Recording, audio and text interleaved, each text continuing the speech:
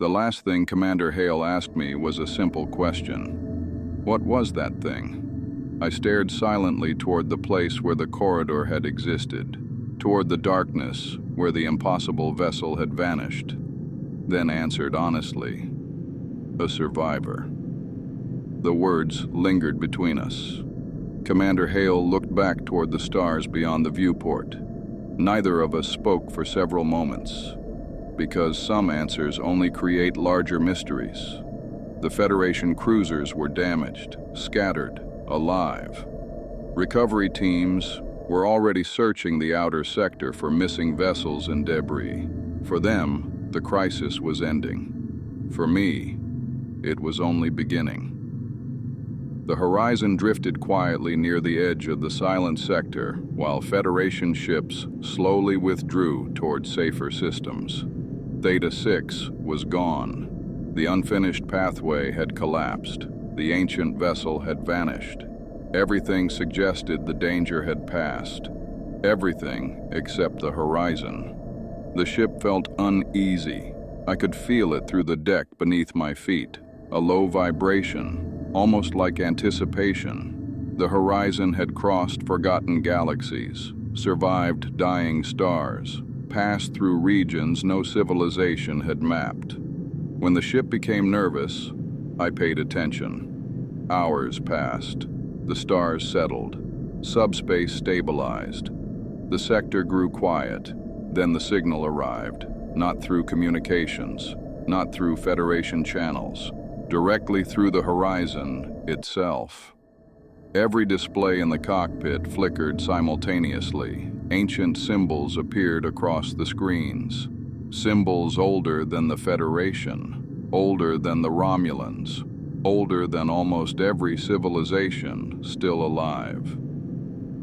I recognized them immediately. Gateway script, the same language buried inside the old network. The message contained only 3 words: he still lives. The cockpit fell silent. The symbols remained, unmoving, waiting. Then the message repeated.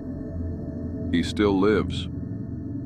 I leaned forward slowly, because there was only one reason old gateway systems continued transmitting after collapse. Something was still connected.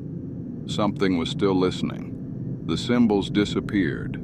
Coordinates replaced them. No star designation, no system name. Only a location, far beyond mapped space, far beyond Federation territory.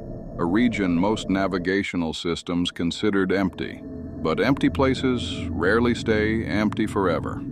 The horizon emitted another low vibration. Not fear this time. Recognition. Then another line appeared beneath the coordinates. The ancient gate awaits. Cold silence settled across the cockpit, because I knew exactly what that meant. The gateway beneath the silent sector had been damaged, broken, incomplete, but somewhere beyond known space, another one had awakened, fully. I rose from the pilot's chair and studied the coordinates. Ancient gateways were not supposed to survive. Most had been destroyed during the collapse. Others were sealed by civilizations that feared what lay beyond them. Yet this one remained, waiting. The question was why? Outside the observation glass, the stars stretched endlessly across the darkness. Thousands of worlds, thousands of stories. Most civilizations spend their entire existence looking inward. The horizon was built to look beyond. A final transmission arrived from Commander Hale before the Federation task force departed. His image appeared briefly across the cockpit display. We're closing the sector. Good. You'll be leaving. Yes. The commander nodded slowly, then asked the question I expected. If you find answers, I smiled faintly. I usually find more questions. For the first time since we met, Commander Hale laughed. A tired laugh, the kind shared by people who survive something they still don't understand. Then the transmission ended. The Federation turned for home. The horizon turned toward the unknown. The coordinates remained glowing softly across the navigation display, waiting, calling, somewhere beyond the stars, beneath ancient sands. An old machine was waking, and for the first time in centuries, the gate was opening. The horizon accelerated, stars stretched into brilliant lines of light, then vanished. And the journey